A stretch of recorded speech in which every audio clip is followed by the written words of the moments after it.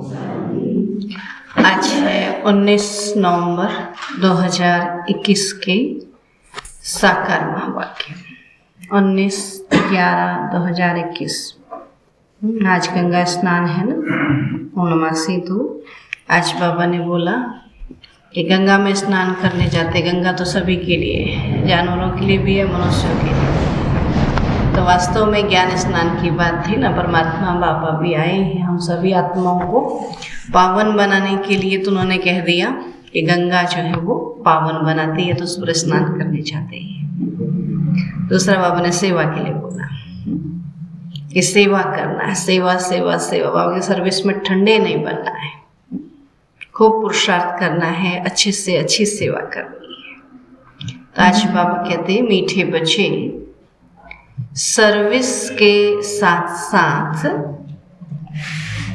याद की यात्रा को भी कायम रखना है। सर्विस के साथ साथ याद की यात्रा को भी कायम रखना है। इस रूहानी यात्रा में कभी ठंडे नहीं होना है। इस रूहानी यात्रा में कभी ठंडे नहीं होना। प्रश्न है, बच्चों की दिल अगर रूहानी सर्विस में नहीं लगती तो उसका कारण क्या है? बच्चों की दिल अगर रूहानी सर्विस में नहीं लगती उसका कारण क्या है? उत्तर है, अगर रूहानी सर्विस में दिल न लगे तो जरूर देह अभिमान की ग्रहचारी है। अगर रूहानी सर्विस में दिल न लगे तो जरूर देह अभिमान की ग्रहचारी है। चलते चलते देह अभिमान के कारण, चलते चलते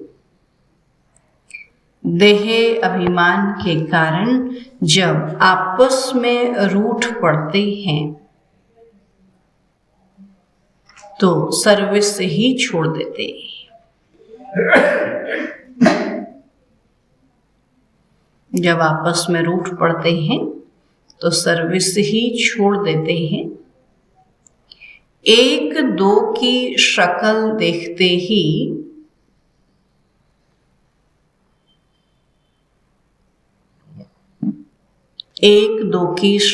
देखते ही सर्विस के ख्याल उड़ जाते हैं। इसलिए बाबा कहते इस ग्रहचारी से संभाल कर, है ना। एक दो को देखते हैं तो देह अभिमान आ जाता है, और देह अभिमान में आके टक्कर होती तो फिर सेवा के ख्याल बाबा कहते उड़ जाते हैं। गीत है, हमारे तीरथ न्यारे हैं, हम धरती के तारे हैं। ओम शांति। इस गीत की लाइन ने बच्चों को खबरदार कर दिया। क्या कहा कि बुद्धि में यह याद रखना है कि हम तीर्थ यात्रा पर हैं। जब मनुष्य तीर्थ यात्रा पर होता है तो ज्यादा सामान लेके नहीं चलता, बुद्धि कहीं फंसाता नहीं। तो हम तीर्थ यात्रा पर हैं और हमारी यह यात्रा सबसे न्यारी है। इस यात्रा को भूलो मत। यात्रा पर ही सारा मदार है। और तो जिस्मानी यात्राओं पर जाकर लौट आते हैं और जन्म जन्मांतर यात्रा करते ही आते हैं। और हमारे तीर्थ वह नहीं, अमरनाथ में जाकर फिर मृत्यु लोक में चले आना तुम्हारी वह यात्रा नहीं है। हमारी यात्रा घर जाना है और वहां से फिर सुखधाम सतयुग में आना है ना। तो तुम्हारी वह यात्रा नहीं है और सब मनुष्यों की वह यात्राएं हैं। तीर्थ पर जाकर चक्र लगाकर फिर आए पतित बन जाते हैं, फिर वैसे के वैसे ही बन जाते हैं। किस्म किस्म की यात्राएं है ना। देवी के मंदिर भी यथाह है। विकारियों के साथ कितने यात्रा पर जाते हैं, है ना। क्या समझते हैं कि हम यात्रा पर जाते किस लिए? समझते बहुत विकार हैं, गंगा में जाकर स्नान करके विकारों को धो देंगे। तब बाबा कहते विकारियों के साथ कितने यात्रा पर जाते हैं।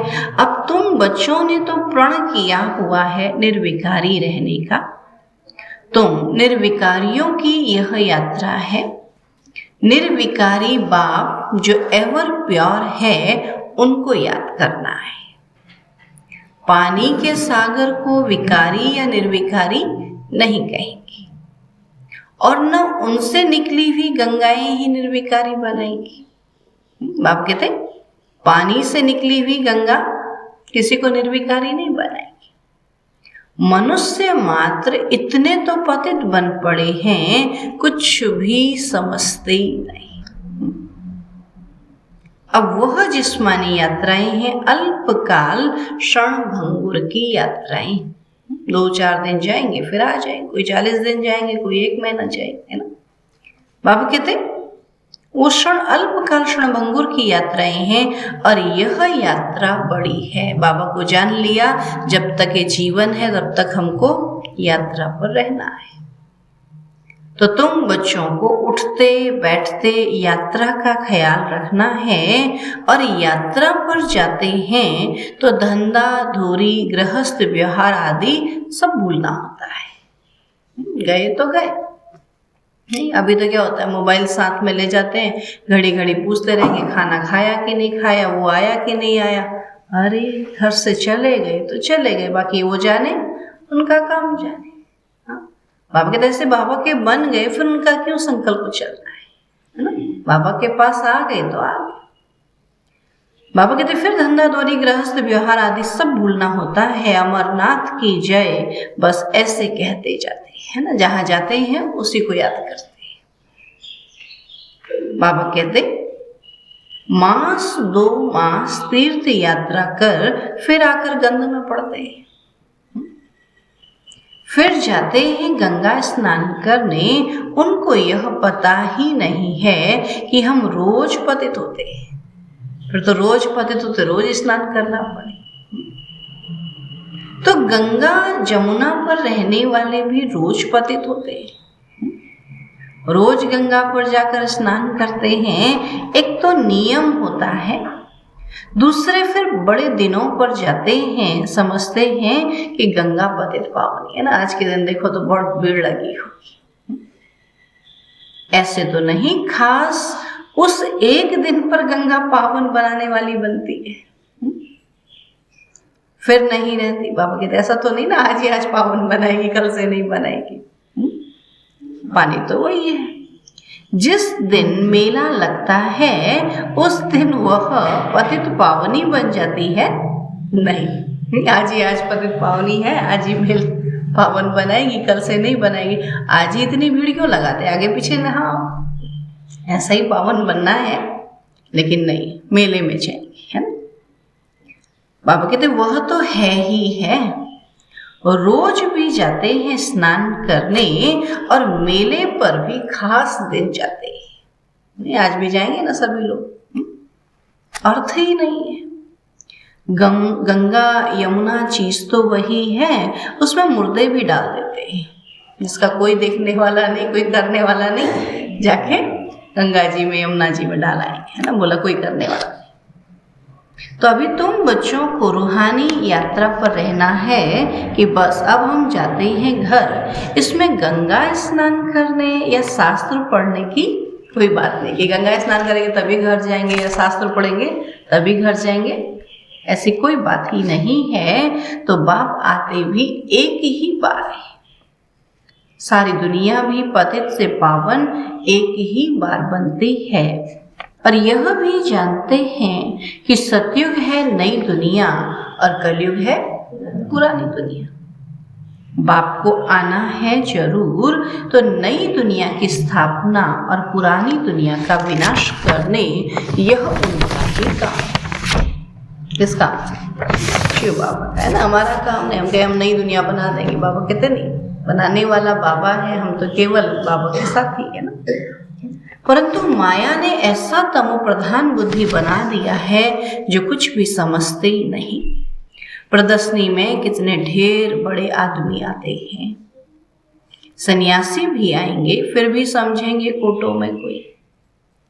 तुम लाखों करोड़ों को समझाते हो तब कोई विरला आता है। बहुतों को समझाना होगा और आखिरीन तुम्हारी यह समझानी और चित्र आदि ये सब अखबारों में भी पढ़ेंगे, है ना। जो समझाएंगे वो भी पढ़ेगा और चित्र भी पढ़ेंगे। बाबा कहते अखबारों के द्वारा समझाएंगे। तो सीढ़ी भी अखबार में पड़ेगी। सीढ़ी का जो चित्र है ना, इसको भी अखबार में डालेंगे। कहेंगे यह तो भारत के लिए ही है, और धर्म वाले कहाँ जाएंगे? चिंतन चलता है ना, इसमें तो केवल भारतवासियों का उत्थान पतन लिखा है, फिर और धर्म वाले कहाँ जाएंगे? तो कयामत का समय भी गाया हुआ है। कयामत अर्थात वापस जाने का, उसको विनाश कहो या कयामत कहो, बातें की है। अभी वापस जाने का समय है ना। पुरानी दुनिया का विनाश और नई दुनिया की स्थापना होगी तो जरूर सब वापस जाएंगे ना, और सबका विनाश होना है। नई दुनिया स्थापन हो रही है तो यह बातें कोई नहीं जानते सिवाय तुम बच्चों की। तुम जानते हो नरकवासियों का विनाश और स्वर्गवासियों की स्थापना हो रही है। कल्प कल्प ऐसा ही होता है, और अभी जो थोड़ा बहुत टाइम है इसमें भी बहुतों को समझानी मिलती जाएगी। मेले होते रहेंगे, सब तरफ से लिखते रहते हैं कि हम मेला करें, प्रदर्शनी करें। बाबा से पूछते हैं, बाबा कहते मेला प्रदर्शनी करें, परंतु साथ साथ अपनी याद की यात्रा भी भूलनी नहीं चाहिए, है ना। होता क्या, दूसरे को याद दिलाते और खुद याद ही नहीं करते, तो ऐसी सेवा से भी क्या फायदा है। बाबा कहते अपनी स्थिति नहीं है, दूसरे की स्थिति कैसे बनाएगी। तो अपने याद की यात्रा भी भूलनी नहीं चाहिए। बच्चे बिल्कुल ही ठंडे चल रहे हैं। यात्रा ऐसे करते हैं जैसे बूढ़े, जैसे ताकत ही नहीं, कुछ खाया ही नहीं। याद करते हैं ना, बूढ़े बुजुर्ग जिससे कहते हैं तो ताकत ही नहीं है, कहते तो ऐसे आज सबको ताकत ही नहीं है। बाबा का कितना ख्याल चलता रहता है। ख्यालात करते करते नींद ही फिट जाती है, तो विचार सागर मंथन तो सबको करना चाहिए ना। कैसे किसी को समझाएं। बच्चे जानते हैं हमको बेहद का बाप पढ़ाते हैं, तो बच्चों को कितना अपार खुशी होनी चाहिए। इस पढ़ाई से हम विश्व के मालिक बनते हैं। फिर बाबा कहते कोई कोई की तो चलन ऐसी है जैसे केकड़े, केकड़ा टेढ़ा टेढ़ा चलता है, तो बाबा कहते जैसे केकड़े, केकड़ों को बाप देवता बनाते हैं। आज नया ही नाम दे दिया बाबा, केकड़े जैसे हैं उन्हों को बाबा देवता बनाते हैं। फिर भी चलन मुश्किल किसी की सुधरती है, ऐसों को भी बाबा अपना बनाते हैं, सुधारते हैं, फिर भी वैसे के वैसे ही रहते। तो इस सीढ़ी के चित्र में बड़ी अच्छी नॉलेज है, परंतु बच्चे इतना काम नहीं करते, यात्रा ही नहीं करते। बाप को याद करें तो बुद्धि का ताला भी खुलता जाए, गोल्डन बुद्धि बनती जाए। तुम बच्चों की पारस बुद्धि होनी चाहिए, है ना। अब कहते पारस क्या करता, अपने जैसा दूसरों को सोना बना देता है ना। तो बाबा कहते तुम बच्चों की बुद्धि पारस बुद्धि होनी चाहिए, जिसको टच करो उसी को सोना बना। बहुतों का कल्याण करना चाहिए।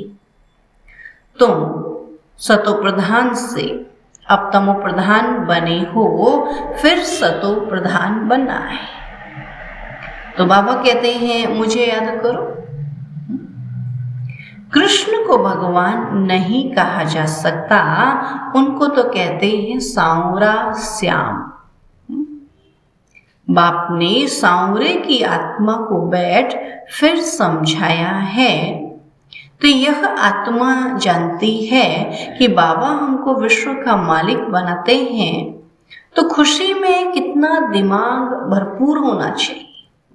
इतना श्रेष्ठ बाबा बनाने आया तो कितनी खुशी होनी चाहिए। इसमें घमंड की कोई बात नहीं है। बाबा कहते ऊंच पुरुषार्थ करेंगे तो फिर घमंड नहीं होगा। तो कोई घमंड की बात नहीं है। तो बाप कितना निरहंकारी है, तो बुद्धि में कितनी खुशी रहती है। कल हम हीरे जवाहरों के महल बनाएंगे, नई दुनिया में राजधानी चलाएंगे, और यह तो बिल्कुल पतित दुनिया है। इस दुनिया के मनुष्य तो कोई काम की नहीं है। बाबा कहते कुछ नहीं जानते। फिर यह भी दिखाना चाहिए हीरे जैसा जीवन था, है ना? अभी तो नहीं है ना। सतयुग में जीवन हीरे जैसा था, और वही फिर 84 जन्म ले कौड़ी मिसल बन जाते हैं। तो ये सीढ़ी का चित्र नंबर 1 है। आज के दिन है ना, स्नान करने जहाँ जाते हैं वहाँ लोग प्रदर्शनी लगाते हैं ना, इसलिए बाबा कहते क्या क्या समझाना है, इसलिए बाबा की सीढ़ी का चित्र नंबर 1 है। फिर दूसरे नंबर में है त्रिमूर्ति। तो तुम कहते हो निकट भविष्य में श्रेष्ठाचारी भारत बन जाएगा। तो श्रेष्ठाचारी दुनिया में बहुत थोड़े मनुष्य होंगे। अभी कितने ढेर मनुष्य हैं। महाभारत लड़ाई भी सामने खड़ी है, और सब आत्माएं मच्छरों सदृश जाएंगी। आग भड़क रही है। जितना कोशिश करते हैं सुधारने की, उतना ही बिगड़ते जाते हैं। नहीं? वो समझते हम सुधार रहे हैं, लेकिन और भी बिगड़ते जाते हैं। तो बाप बच्चों को राजयोग सिखला रहे हैं, तो बच्चों को कितना नशा चढ़ाते हैं। और कोई कोई तो यहाँ से बाहर निकले सारा ज्ञान उड़ जाता है, स्मृति कुछ भी रहती ही नहीं। नहीं तो शौक हो कि जाकर सर्विस कर, कि हमने जो सुना वो औरों को सुने। तो बाप भी गुण देख सर्विस पर भेजेंगे ना, इसमें बड़े हर्षित रहेंगे। तो सर्विस में खुशी का पारा चढ़ेगा। अच्छे अच्छे पुराने बच्चे आपस में रूठ पड़ते हैं, थोड़ी थोड़ी बात। बाप की तो कोई बात नहीं मर्जी की हुई तो रूठ पड़ते हैं। ऐसे थोड़े ही इन बातों के कारण तुमको सर्विस नहीं करनी है। सर्विस तो खुशी से करनी चाहिए। जिसके साथ बनती नहीं है, उसकी शक्ल देखने से ही सर्विस का ख्याल उड़ जाता है ना। अभी प्रदर्शनी लगाते हैं वहां पर एक दूसरे के, तो फिर वहीं से गायब हो जाएंगे। बोला मुझे इसकी शक्ल ही नहीं देखनी है ना, तब आप कहते क्या फायदा। तो सर्विस का ख्याल उड़ जाता है। सर्विस में दिल नहीं लगती है तो किनारा कर लेते हैं। फिर तो ज्ञानी और अज्ञानी में कोई फर्क नहीं रहा। देह अभिमान की ग्रहचारी आकर बैठती है, तो यह है पहले नंबर की बीमारी। तो बाप कहते हैं बच्चे देही अभिमानी बनो, तो आत्मा ही सब कुछ करती है ना। आत्मा ही विकारी और निर्विकारी बनती है। तो स्वर्ग में निर्विकारी थी, रावण राज्य में आत्मा ही विकारी बनी है। तो ये भी ड्रामा ऐसा बना हुआ है। इसलिए पुकारते हैं कि हे पतित पावन आओ। जो निर्विकारी थे वही पतित विकारी बने हैं। तो ये किसी की भी बुद्धि में नहीं है कि हम ही निर्विकारी थे। अगर ऐसे समझ में आ जाए तो फिर पुरुषार्थ करने लग जाए। और क्या समझते हैं हम कहाँ से निर्विकारी बन सकते हैं, फिर पुरुषार्थ ही नहीं करते हैं।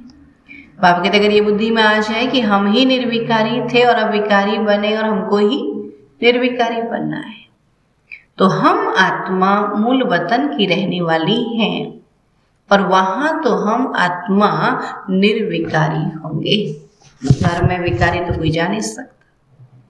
तो यहाँ शरीर में आकर पाठ बजाते बजाते विकारी बने हैं। तो यह बाप बैठ समझाते हैं, आत्मा शांति धाम से आती है तो जरूर पवित्र ही होगी, और फिर अपवित्र बनी है तो पवित्र दुनिया में 9 लाख होते हैं, फिर इतनी सब आत्माएं कहाँ से आई? सत्युग में तो केवल 9 लाख थे, ऐसा कई लोग पूछते भी है ना, अभी तो इतनी करोड़ों आत्माएं तो कहाँ से आई? तो बाबा कहते परम धाम से जरूर शांति धाम से आई होंगी, तो वह है पीसफुल इनकॉर्पोरियल वर्ल्ड। वहाँ सब आत्माएं पवित्र रहती हैं, फिर पाठ बजाते बजाते सतो रजो तमो में आती हैं। पावन से पतित होना है, फिर बाप आकर सबको पावन बनाएंगे। तो यह ड्रामा चलता ही रहता है। तो ड्रामा के आदि मध्य अंत का राज बाप के सिवाय और कोई बतला न सके। उस बाप को कोई जानते ही नहीं। सुना, जो बाप सारे विश्व का रचयिता है, पतित सृष्टि को पावन बनाने वाला है, उसको कोई जानता ही नहीं। ऋषि मुनि भी नेति नेति कह गए कि हम भगवान को और उनकी रचना को नहीं जानते हैं। फिर कहते भी हैं गॉड फादर इज नॉलेजफुल। तो वह परमात्मा सर्व आत्माओं का बाप बीज रूप है, तो वह है आत्माओं का बीज रूप, और यह प्रजापिता ब्रह्मा है मनुष्य सृष्टि का बीज रूप। दैवी सृष्टि का बीज रूप ब्रह्मा बाबा, मनुष्य बाबा कहते मनुष्य सृष्टि का है, और परमात्मा है आत्माओं का बीज रूप। तो वह निराकार बाप इसमें प्रवेश कर मनुष्यों को समझाते हैं मनुष्य द्वारा। मनुष्य किसकी भाषा समझेंगे? मनुष्य की, जानवर की थोड़ी समझेंगे, है ना। जानवर की भाषा समझेगा ना, तो बाबा कहते हैं मनुष्यों को समझाते हैं मनुष्यों के द्वारा। उनको मनुष्य सृष्टि का बीज रूप नहीं कहेंगे। सुना, शिव बाबा आते हैं आत्माओं को समझाने, लेकिन मनुष्य है ना अभी सभी, तो इसलिए मनुष्य के रूप में ही आते हैं मनुष्यों को समझाने के लिए। तो वह है आत्माओं का पिता, और यह ब्रह्मा है मनुष्य सृष्टि का प्रजापिता। सुना, इसलिए बाबा को मनुष्य तन लेना पड़ा, जिस द्वारा बाबा आकर ज्ञान देते हैं। तो शरीर अलग है और आत्मा अलग है ना, दोनों चाहिए। शरीर बिना आत्मा नहीं, आत्मा के बिना शरीर काम नहीं करता। तो बाबा को तो दोनों को समझा, दोनों को श्रेष्ठ बनाना है। आत्मा को भी पावन बनाना है, और सतयुग में जहाँ आत्माएं आएंगी तो वो शरीर भी तो पावन चाहिए ना। तो दोनों के द्वारा बाबा कहते हैं आत्मा अलग और शरीर अलग है, और मन बुद्धि चित्त आत्मा में है। आत्मा आकर शरीर में प्रवेश करती है पाठ बजाने के लिए। तुम जानते हो कोई शरीर छोड़ते हैं तो जाकर दूसरा पाठ बजाएंगे, तो इसमें रोने से क्या होगा? एक रीति बना दी ना रोने की। अब इसमें रोने से क्या होगा? गया सो गया, फिर थोड़ी आकर हमारा मामा चाचा बनेगा, फिर नया जन्म लेगा, नया संबंध होगा। रोने से क्या फायदा? तुम्हारी मम्मा गई, ड्रामा अनुसार पाठ बजा रही है, ऐसे बहुत जाते। कोई कहाँ जाए जन्म लेते हैं, तो यह समझ में आता है कि जैसा जैसा आज्ञाकारी बच्चा होगा उतना जरूर कोई अच्छे घर में जन्म लिया होगा, है ना। यहाँ के जाएंगे ही अच्छे घर में। सुना, बाबा कहते ऐसा नहीं सोचो कहाँ जाएगी, जिसने बाबा की आज्ञा श्रीमत पर चले तो बाबा भी तो उनको अच्छा पद देगा ना। बाबा कहते हैं कि यहाँ के जाएंगे ही अच्छे घर में, नंबर वार तो होते हैं ना, जैसा जो कर्म करते हैं ऐसे घर में जाते हैं। पिछाड़ी में तुम जाकर राजाई घर में जन्म लेते हो। अभी तो राजाई है नहीं ना, लेकिन अच्छे घर तो अभी भी हैं ना। कौन राजाओं के पास जाएंगे यह खुद समझ सकते हैं ना। अपना अपना पुरुषार्थ सबको पता है ना, हम कैसा पुरुषार्थ करते हैं और उस अनुसार हमको कैसा पद मिलेगा। क्या राजा बनने का पुरुषार्थ किया है? राजा कैसा बने? राजा कैसा होता है? सबकी सुनता है, सबको चलाता है, सबको मिला के चलता है ना। तो बाबा कहते ऐसे हैं, या बोला मैं बहुत ठीक हूँ। तब बाबा कहते हैं कौन राजा घर में जन्म ले गए, खुद भी समझ सकते हैं, फिर भी दैवी संस्कार तो ले जाते हैं ना। इसमें बड़ी विशाल बुद्धि से विचार सागर मंथन करना होता है। बाप ज्ञान का सागर है तो बच्चों को भी ज्ञान सागर बनना है। नंबर वार तो होते ही है। समझा जाता है आगे चल उन्नति होती जाएगी। हो सकता है जो आज काम नहीं कर सकते हैं वो कल बहुतों से तीखे चले जाए। जो आज कुछ भी नहीं कर सकते हो सकता है अच्छा पुरुषार्थ करने लग जाए। बाबा कहते बहुतों से तीखे चले जाए, ग्रहचारी उतर जाए। कोई पर राहु की ग्रहचारी बैठती है तो गटर में गिर पड़ते हैं, हडगुड ही टूट जाते हैं। तो बेहद के बाप से प्रतिज्ञा कर फिर गिरते हैं तो धर्मराज द्वारा सजाएं भी बहुत मिलती हैं। तो यह बेहद का बाप, बेहद का धर्मराज है, धर्मराज कोई और नहीं। फिर बेहद की सजा मिलती है। अब कोई बात में आनाकानी करेंगे या उल्टा काम करेंगे तो सजा जरूर खाएंगे, है ना। इसलिए बाबा पहले ही सावधानी दे देते हैं कि उल्टा काम करने से पहले ही सावधानी देते तो बच जाएंगे ना। बाबा कहते पुरुषार्थ करना अच्छा बात है लेकिन उल्टा काम नहीं करना। उल्टा काम करेंगे तो जरूर सजा खाएंगे। समझते ही नहीं हैं कि हम भगवान की अवज्ञा करते हैं। इतनी सब बातें बाप समझाते रहते हैं। श्रीमत पर चलो, सर्विस में मददगार बनो, योग की यात्रा पर रहो। चित्रों पर समझाने की प्रैक्टिस करेंगे तो आदत पड़ जाएगी। नहीं तो ऊंच पद कैसे मिलेगा। दो चार अपने जैसे बनाएंगे तभी तो उन पर राजाई करेंगे, नहीं तो कैसे करेंगे। अकेले अकेले थोड़ी राजा होते हैं। बाबा कहते अज्ञान काल में कोई का बच्चा बड़ा सपूत होता है और कोई तो बड़े कपूत भी होते हैं। यहाँ भी कोई कोई तो झट बाबा का काम कर दिखाते हैं। तो बच्चों को सर्विस बेहद की करनी है, बेहद की आत्माओं का कल्याण करना है, पैगाम देना है, मन मना भाव। बाबा को याद करने से तुम्हारी बुद्धि तमो प्रधान से सतो प्रधान बन जाएगी। अभी है कलयुगी तमो प्रधान दुनिया की एंड, है ना। ये दुनिया समाप्त होने वाली है, तमो प्रधान दुनिया। और अभी सतो प्रधान बनना है तो आत्माओं की भी वहाँ नंबरवार दुनिया है ना। परम धाम में भी तो नंबरवार बिठाएंगे ना, सबको एक साथ थोड़ी बिठा देगा बाबा। वहाँ भी नंबरवार दुनिया है। जो फिर नंबरवार आकर पाठ बजाते हैं आएंगे भी नंबरवार ड्रामानुसार। अभी सब आत्माएं रावण राज्य में दुखी है, सो भी समझते थोड़ी ही। दुखी होते हुए भी अपने को दुखी है समझते थोड़ी। क्या समझते, हम तो बड़े आराम से। लेकिन इस कलयुग की दुनिया में सब दुखी है। अगर किसी को कह दो कि तुम पतित हो तो बिगड़ पड़ेंगे ना। स्नान करने जा रहे हैं किस लिए, पावन बने, तो माने क्या है, पतित हैं।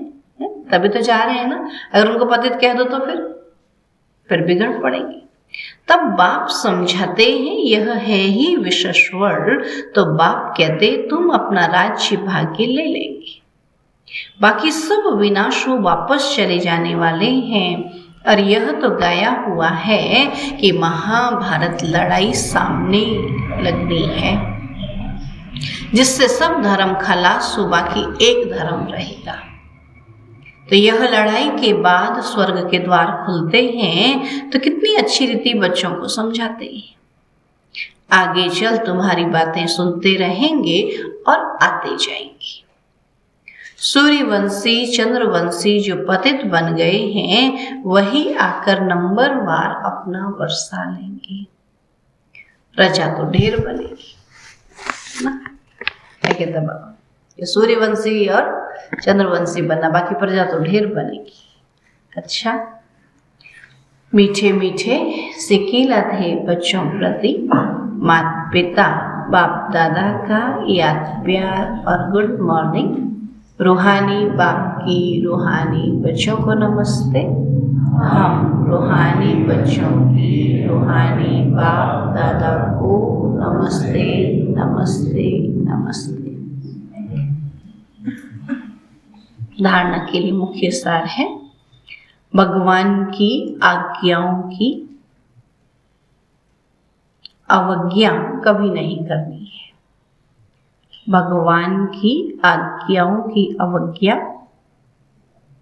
कभी नहीं करनी है। बेहद सेवा में सपूत बच्चा बन मददगार बनना है। बेहद सेवा में सपूत बच्चा बन मददगार बनना है। दूसरा पॉइंट है, ज्ञान धन की गुप्त खुशी से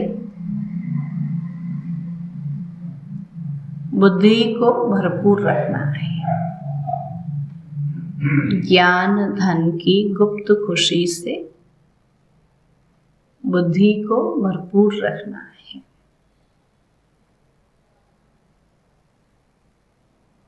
आपस में कभी भी रूठना नहीं है। आपस में कभी भी रूठना नहीं है। वरदान है आज का, सर्व शक्तियों की संपत्ति से, सर्व शक्तियों की संपत्ति से संपन्न बन दाता बनने वाले विधाता वरदाता। सर्व शक्तियों की संपत्ति से संपन्न बन दाता बनने वाले विधाता वरदाता हो। बाबा कहते, जो बच्चे सर्व शक्तियों के संपत्ति वाले, जिसके पास सर्व शक्तियां हैं, वही संपन्न और संपूर्ण स्थिति के समीपता का अनुभव करते हैं। उनमें कोई भी भक्तपन के या भिखारीपन के संस्कार इमर्ज नहीं होते। बाप की मदद चाहिए, आशीर्वाद चाहिए, सहयोग चाहिए, शक्ति चाहिए। ये चाहिए शब्द दाता विधाता वरदाता बच्चों के आगे शोभता ही नहीं। जो देने वाले हैं वो चाहिए कहे तो शोभता ही नहीं। वे तो विश्व की हर आत्मा को कुछ न कुछ दान व वरदान देने वाले होते हैं। सुना, जो दाता विधाता वरदाता हैं तो सबको देने वाले होते हैं, वो चाहिए चाहिए नहीं करते। स्लोगन है, हर आत्मा को कोई न कोई प्राप्ति कराने वाले वचन ही सतवचन है। हर आत्मा को कोई न कोई प्राप्ति कराने वाले वचन ही सतवचन है। ठीक है। ओम शांति। आज बाबा बोलते सेवा के ख्यालात चला कि कैसे किसी को बताएं।